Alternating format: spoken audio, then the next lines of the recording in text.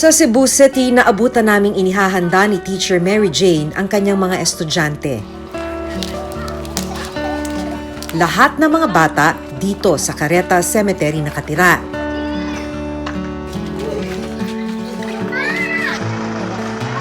Kabilang sila sa higit 100 residenteng nakatira dito sa Himlayan.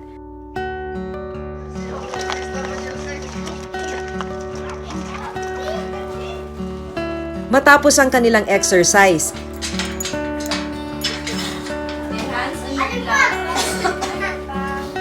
hindi sa isang silid-aralan, kundi sa isang musileo pumasok sina Teacher Mary Jane at ang mga estudyante niya.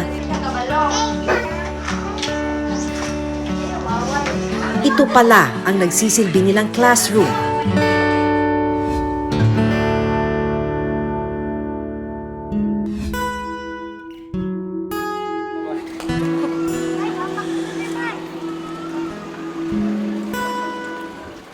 Dito sa Careta Public Cemetery, itong musileo na to, yung pinwestuhan ng daycare center dahil pumayag daw yung may-ari na gamitin yung musileo. Dito nga lang, mas marami yung mga nakalibing sa loob ng musileo. Kung bibilangin, mahigit 10 yung nakahimlay dito sa loob ng musileo. Dahil umulan kagabi, putikan ang sahig ng kanilang daycare center. Kasi walang roof sa itaas. Opo. So, pag umulan, tapos Napupunta po talaga tubig rito. Bakit dito pa rin yung pinipwestuhan na musileo? Kasi ito lang yung malaki na mausoleum na conducive siya sa mga bata. Kasi karamihan dito, maliit lang yung mausoleum. Tapos yung may-ari, siya lang yung papayag na gamitin yung mausoleum niya. Pang daycare. Oo. So bago ho ginagamit, talagang nagpapaalam doon sa may-ari. Sa may-ari. Pencils. Okay, hapa pila ka pencils, be? Dungan. 1, 2. 12 taon nang nagtuturo si Teacher Mary Jane sa daycare center ng sementeryo. Programa ito ng isang non-government organization o NGO mula Germany. Nasanay na raw siyang katabi sa pagtuturo ang mga labi na mga yumao. Nag-isipan nila na magkaroon ng daycare inside the cemetery para sa mga bata na hindi na sila lumalabas sa iba, pumunta sa ibang school, magsakay pa sila ng jeep. Sa parents naman, easy na lang sa kanila kasi ang mga bata na lang ang pumunta dito, hindi na sila maghatid. Kasi malapit lang yung bahay nila. Hindi ba weird, ma'am, na nasa loob ng sementeryo, may nicho po dito sa loob ng classroom nyo? Very weird talaga sa part ko.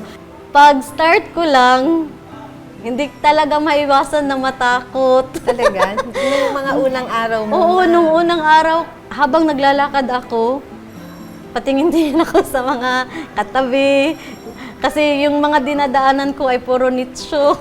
Na-challenge ako nung nakita ko yung mga bata, hindi sila takot. Kasi alam ko na dito sila nakatira.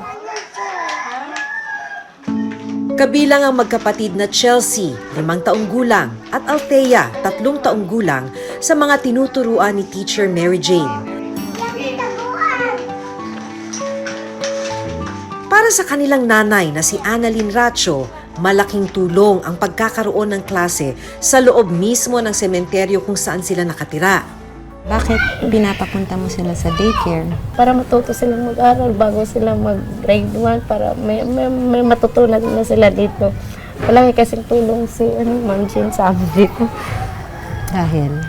Dahil hindi na namin kailangan pumunta ng ibang barangay namin. Dito kasi paliguan ko lang sila, palitan ng damit. Sila na lang pumupunta dito. Lakad na sila. Napamahal na rin daw si Teacher Mary Jane sa mga bata, kaya kahit may oportunidad sa ibang mga paaralan,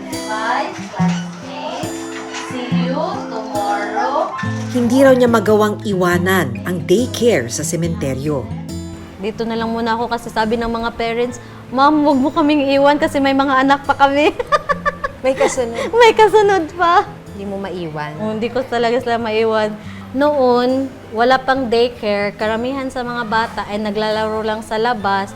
Tapos makita nila yung mga matatanda na magsusugal. May advantage ba yan pagka halimbawang tumungtong sila sa grade 1 or grade 2? Oh, may advantage talaga, ma'am, kasi pag pumunta na sila ng grade school, hindi na sila ma-discourage at komportable na sila na pumunta ng ibang school at marunong na silang sumulat, marunong na silang bumasa.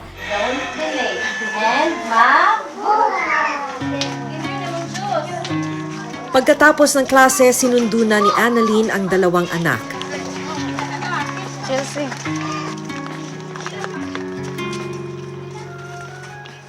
Sa isang musileo nakatira si na Ate Annalyn, no? Kasama yung kanyang 6 na anak. Magandang umaga po. Tapos ang sinasabi niya, pagka umuulan tulad ngayon, umaambon na, pumapasok yung tubig na babaha sa loob. Good morning! Dito na siya ipinanganak. Dito rin niya isinilang ang kanyang 6 na anak. Sa loob ng musileo, naitayo nila ang kanilang kusina. Ang mga nicho, nagsisilbi rin nilang higaan. Ngayong araw, mag-iikot sa sementeryo si Annalyn. Para kumita ng extra, naglilinis din siya ng ibang nicho. 200 piso kada buwan ang kita niya rito. Minsan yung mga may-ari ng pinaganoan ko linisan naawa sa akin. Kaya binibigyan ako ng 200, imbes na 100 or 150 lang yung usapan namin. 200. Sa isang buwan? Tapos, kung Ilang hindi- nicho yan? Marami din. Ako, may ano ako ngayon, 8, 10, ganun. Sapat ba? Sapat naman kahit papano. Kasi, yun lang aasahan. Naghahanap din ng ibang paraan para naman, kahit nga may pera pa, naghahanap pa rin para bukas or talagang sinisigurado namin bilhin yung bigas talaga. Kailan nagkakaroon ng extra na pera? Araw nung mapatay yung All Souls Day, ganun. Yung Sunday kasi maraming libing, ganun. Mga sobrang snack nila, binibigyan na lahat yun sa amin dito. Dahil wala pang natatanggap na bayad ngayong linggo, pinagsaluhan ng kanilang pamilya ang itlog at kanin. Ayoko nang lilimos yung mga anak ko, bahala na ako kumayo ng kumayo, basta yung mga anak ko, hindi ko gusto nakita, manglimos lang.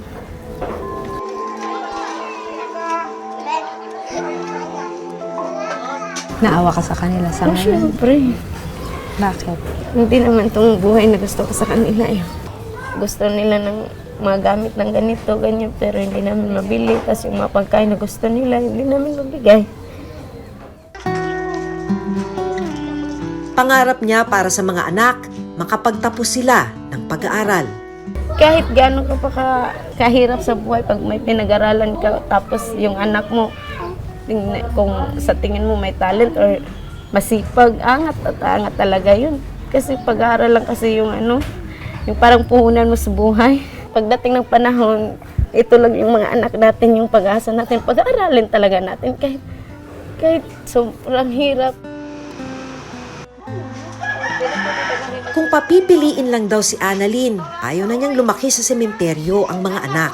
Yung talagang may bahay na teterahan. Kasi mahirap dito sa sementeryo, lalo na pag kagaya nito, pag naibenta nito, kung ayaw ng may-ari na tumira kami dito, maghahanap na naman kami ng ibang matitirahan. Naririnig ko na usap-usapan nila, nangangarap sila na paglaki ko, ganito ako ganito ako kasi gusto ko ng malaking bahay, ganun. Parang natutuwa ako kasi maliliit pa sila.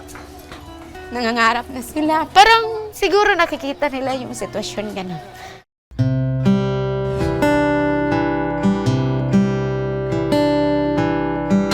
Pagkatapos magturo ni Teacher Mary Jane sa kareta, didiretso siya sa kanyang pangalawang klase. Dito naman sa Chinese Cemetery sa Cebu City. Malalaking musileo ang mga nakatayo dito sa Cebu City Chinese Cemetery.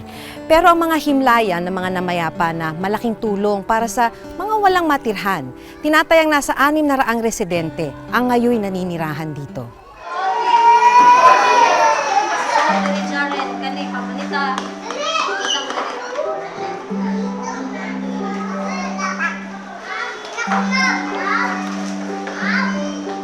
Kabilang sa mga tinuturuan dito ni Teacher Mary Jane si John Ray, 4 na taong gulang. Noong araw na yon, sinabayan kong umuwi mula sa klase sina John Ray. Sinundo siya ng kanyang nanay na si Dorena. Malaking tulong ba? Opo, ma'am. Kasi malapit lang po. Kung wala to, Hindi po siya makapag-aral. bakit? Malayo po yung ibang eskwelahan po. Malayo kasi, no? Opo. Ano na yung napansin mong sa kanya? Yung pagbabago simula nung... Marunong na siyang sumulat. Yung Ngayon? Mag-ABCD, ganyan. Oh! Nasasabi na niya Oo, ABCD. oo. Hanggang Z. Hanggang Z.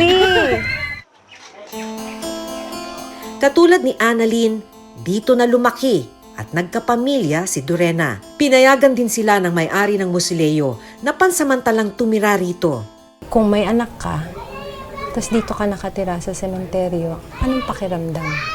Parang mabigat na dito po siya lumaki sa sementeryo. Ganyan. Dahil, Pagdilat ng mata niya, sementeryo yung tinitira nakikita niya. Opo. Bakit gusto mong makatira sa ibang lugar? Para peaceful, ma'am. Kasi dito, bang may mga snatcher, ganoon. Maraming dumaan dito ng mga pulis, ganoon. Parang hindi tahimik. Maging sa Maynila, may ilang pamilya na sementeryo ang naging kanlungan. Yung singaw po ng patay, nito po yung inigaan po namin. Yun po, nagkakasakit po kami. Minsan inuubo po kami lahat dahil nga po sa lamig.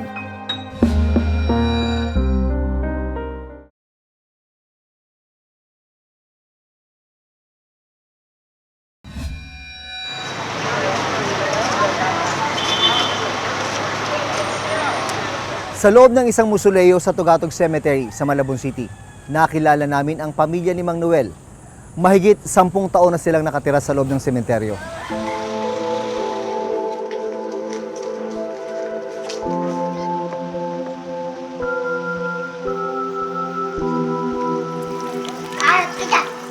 Naabutan naming naghahanda ng pananghalian ng pamilya ni Mang Noel, talong at isda ang pagsasaluhan niya at ng 4 na anak.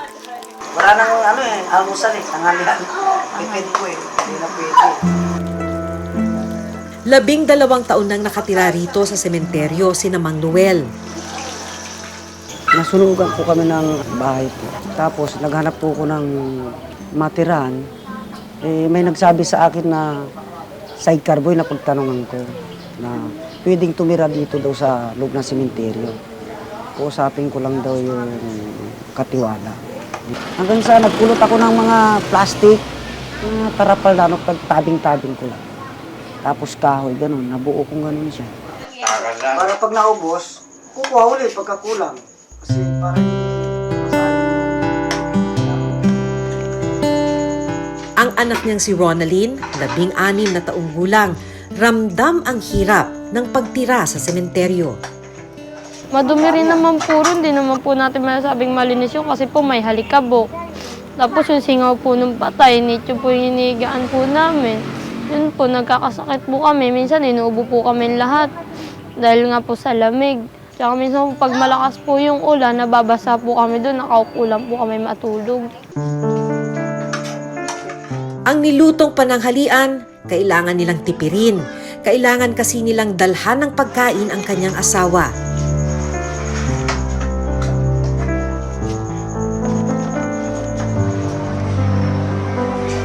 Dito na namin nalaman na 2 taon na palang nakakulong ang misis ni Mang Noel.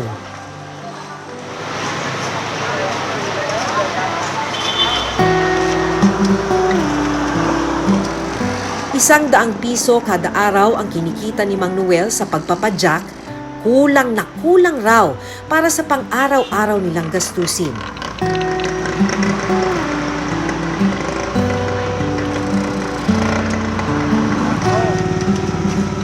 Para maka-extra, naglilinis din sila ng ibang lutso at nangangalakal ng basura.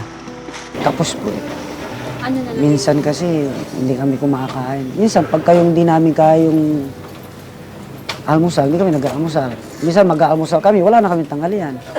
Hapon na naman meron. Nga lang, alanganin sa oras. Dahil sa hirap ng buhay, wala sa 4 na anak ni Mang Noel ang nakakapag-aral. Gusto ko po may sarili po kaming bahay, maalis po kami sa ganito, makapag-aral din po kami para po may kinabukasan po kami. Simple lang po yung pangarap ko. Maging teacher po ako, tapos matulungan ko po yung mga taong nangangailangan din po. Kung sakaling umangat-angat po ako, maabutan ko po sila. Tapos may ayos po yung pamilya ko. Pagsapit ng gabi, kanya-kanyang hanap ng pwesto sa mga nicho sina Ronalyn. Nangangamba rin siya para sa kanilang seguridad. Hindi naman po ako natatakot sa multo, natatakot po ako baka po may manakit sa amin eh. Na ibang tao po, lalo na po maliliit pa po yung kapatid ko. Pag natutulog ka po kasi sa gabi, minsan po may mambabato ng bote. Kaya hindi ko po masasabi na kung ano yung mangyayari sa amin dito kasi hindi naman po namin hawak isip ng mga tao, di ba po? Kaya di po namin alam kung anong mangyayari sa amin. Ang mga nakatira sa mga sementeryo ay maituturing na mga informal settler. Sa buong bansa, tinatayang nasa 2.2 milyon na pamilya ang maituturing na informal settler families o ISF. May mandato ang National Housing Authority o NHA na magbigay ng murang pabahay para sa mga ISF.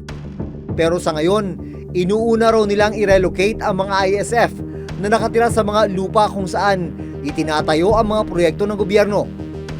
Prioridad din daw ang mga naapektuhan ng kalamidad. Merong programa ng NHA ng Resettlement Assistance Program for Local Government Units. Doon sa mga 5th to 6th class cities and provinces ay sila ay binibigyan ng grant. Now for 1st to 4th class cities and provinces outside Metro Manila, may nilalaan kaming 50 million per LGU. 50 million pesos, half grant, half loan. So, ito ay mga opportunities na makaka-address dun sa ibang housing need na ng local government unit. Kung pagbabasihan ang Republic Act 7279 o ang Urban Development and Housing Act, ang mga nakatira sa loob ng mga sementeryo ay hindi maituturing na nasa danger zone, hindi gaya ng mga nakatira sa mga gilid ng estero at waterways. Pero ayon sa NHA, kailangang gumawa ng paraan ang nakasasakop na local government unit o LGU para mabigyan din ng disenteng pabahay ang mga nasa sementeryo. Kulang na kulang rin daw kasi ang pondo ng NHA para sa mga kinakailangang pabahay. Kinuna namin ng pahayag ang Malabon LGU tungkol sa plano nila sa mga nakatira sa Tugatog Cemetery. Yung aming shelter kwan has been adopted by the Sangguniang Panlungsod. So, meron na tayong plan for them. Actually, sila yung target talaga natin to be given a housing unit. At least affordable, decent, and safe housing units. Sinubukan din naming hinga ng panig ang Cebu City LGU, pero hindi pa rin sila sumasagot sa aming tawag at sulat hanggang sa ngayon. Ang mga LGUs, taon-taon, nagkakaroon sila ng plano. Meron silang tinatawag ng pagka-big time ang lungsod, meron silang 3 to 5 years development plan. Kapag maliit ang lungsod, meron silang 3 years plan, hindi lang 1 year yon. Dapat yon, isama nila yon sa kanilang 3 or to 5 years plan, yung usapin ng informal settlers, housing, relocation, whether in city or off city. Kung saan pumupunta at sumisiksik ang ilan nating kababayan para makahanap ng masisilungan. Pero sa totoo lang, gaya ng nauna naming nabisita, may ilang pabahay sa iba't ibang panig ng bansa na walang nakatira at hindi na pakikinabangan.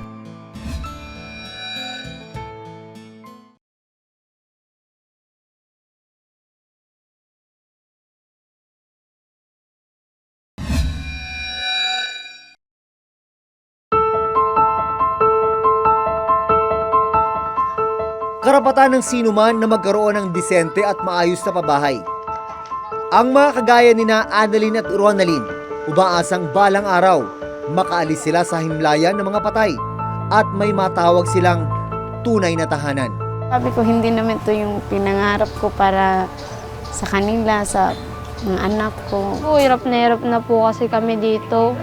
Marami pong nangangailangan ng tulong nila. Sana mabigyan po kami ng bahay. Marami pa pong mahirap dito na mas masaklap pa po sa akin nalalagyan namin. Ako si Jun Veneracion. Ako si Maki Pulido at ito ang nakatala sa aming Reporter's Notebook.